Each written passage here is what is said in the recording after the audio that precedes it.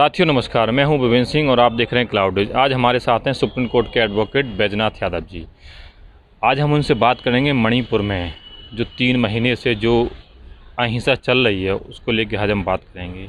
और इतने 3 महीने लंबा समय इतना क्यों लगा, क्यों अब तक वहाँ पे शांति नहीं हुई, उन्हीं मुद्दों को लेकर आज हम बैजनाथ यादव जी से बात करेंगे। तो सर, क्या कारण है कि अभी तक इतना लंबा समय हो गया, 3 महीने से वहाँ पर ये हिंसा चल रही है और हमारे प्रधानमंत्री जी जो हैं या और भी जो सत्ता पक्ष है, जबकि वहाँ डबल इंजन सरकार है। कहा जाता है कि डबल इंजन सरकार से अच्छा काम होता है, लेकिन उसके बावजूद भी 3 महीने से लगातार मणिपुर में वायलेंस जल रहा है। मणिपुर पत्रकार महोदय जी, जो आज देश में मणिपुर में जो हिंसा चल रही है, यह देश को गृह युद्ध से जोड़ा जाएगा। देश में गृह युद्ध चल रहा है हमारे। 3 महीने से मणिपुर जल रहा है, फिर भी हमारे देश का प्रधानमंत्री उस दुखद घटना पर बोलता नहीं। जितनी निंदा की जाए इस प्रधानमंत्री के इस कृत्य पर कि वह 3 महीने पहले जो महिलाओं को निर्वस्त्र करके घुमाया गया, जिस प्रदेश में जहाँ पे बीजेपी की दोनों तरफ सरकारें हैं, केंद्र में भी सरकार है, प्रदेश में भी सरकार है, कहते हैं डबल इंजन की सरकार। ये सरकार डबल इंजन की सरकार जो है, डबल इंजन के रफ्तार से हिंसा बढ़ा रही है। ये डबल इंजन जो है ना, ये डबल गति से हिंसा बढ़ा रही है। यह भारतीय जनता पार्टी आज जो चुप्पी तोड़ी है 3 महीने के बाद, और 3 महीने के बाद FIR हुआ, तब गिरफ्तारी चालू हुई है। ये इसकी जितनी निंदा की जाए कम है। और पूरे देश का शर्म सर से झुका हुआ है। इतिहास गवाह है, आज़ादी के पहले भी निर्वस्त्र करके महिलाएं नहीं हमारे देश में घुमाई गई, आज़ादी के बाद में भी नहीं घुमाई गई। यह निर्वस्त्र करके महिलाएं घुमाई गई तो भारतीय जनता पार्टी के कार्यकाल में, नरेंद्र मोदी के प्रधानमंत्रित्व काल में मणिपुर में महिलाएं, कुकी समुदाय की महिलाएं निर्वस्त्र करके घुमाई गई।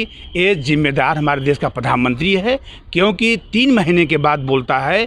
अपराध स्वयं कारित करता है, यह स्वयं अपराध की श्रेणी में आता है, क्योंकि जो जिम्मेदार है वही नहीं बोले हिंसा पर, लोग मरते चले जा रहे हैं। कौन जिम्मेदार है?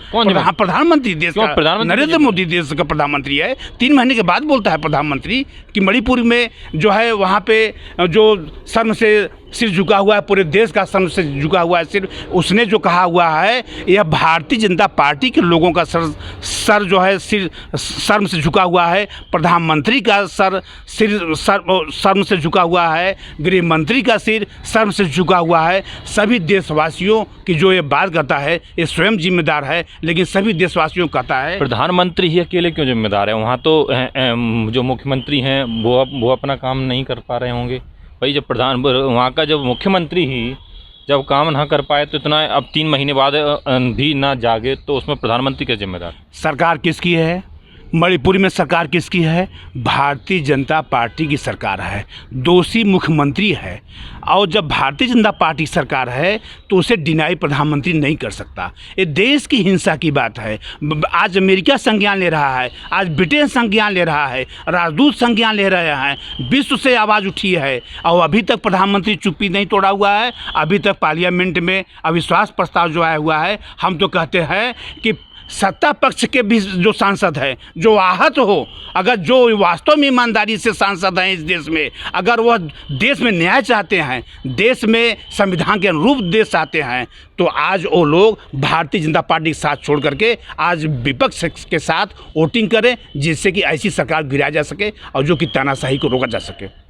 जैसा कि आपने कहा विपक्ष, अभी देखा जाए हाल ही में मणिपुर के जो कुकीज और मैथी दोनों समुदाय आए दिन जंतर मंतर प्रोटेस्ट करते हैं। प्रोटेस्ट करने के बाद वो उन पे आरोप लगाते, वो उन पे आरोप, लेकिन जी कैसे पता चले कि कौन सही क्या गलत है? देखिए, मामला जो है वह रोज़गार से जुड़ा हुआ है। रोज़गार न मिलने से मैतेई समुदाय के लोग, कुकी समुदाय जो है ST वहाँ है मणिपुर में, मैतेई समुदाय के लोग कहते हैं कि हमको आरक्षण चाहिए, हम ST में जाएंगे। तो क्योंकि जहाँ पे हैं वहीं रोज़गार नहीं मिल रहा है। अगर आरक्षण भी मिल जाएगा तो रोज़गार तो है नहीं। यहाँ सवाल है रोजगार का। रोजगार न देना, हिंसा को बढ़ावा देना है। वहाँ पे लोगों को आज पलायन होना पड़ रहा है क्योंकि युवा को कोई रोजगार नहीं मिला, युवा पलायन कर रहा है।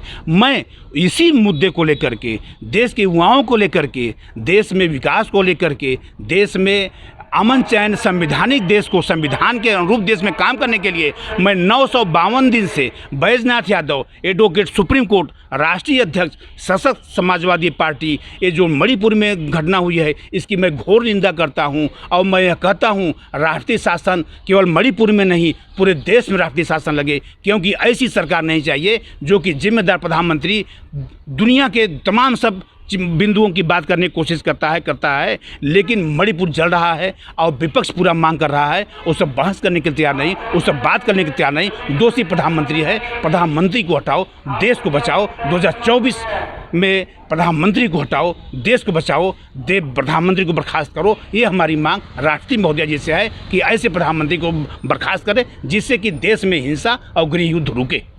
ठीक है, तो ये थे हमारे साथ बैजनाथ यादव जी। इन्होंने कहा 3 महीने से जो मणिपुर में हिंसा हो रही है उसके जिम्मेदार प्रधानमंत्री मोदी जी हैं और सरकार को बर्खास्त कर राष्ट्रपति शासन की मांग की। आप लेटेस्ट अपडेट पाने के लिए हमारे चैनल क्लाउड न्यूज़ को अभी लाइक करें, सब्सक्राइब करें और बेल आइकन दबाना बिल्कुल ना भूलें।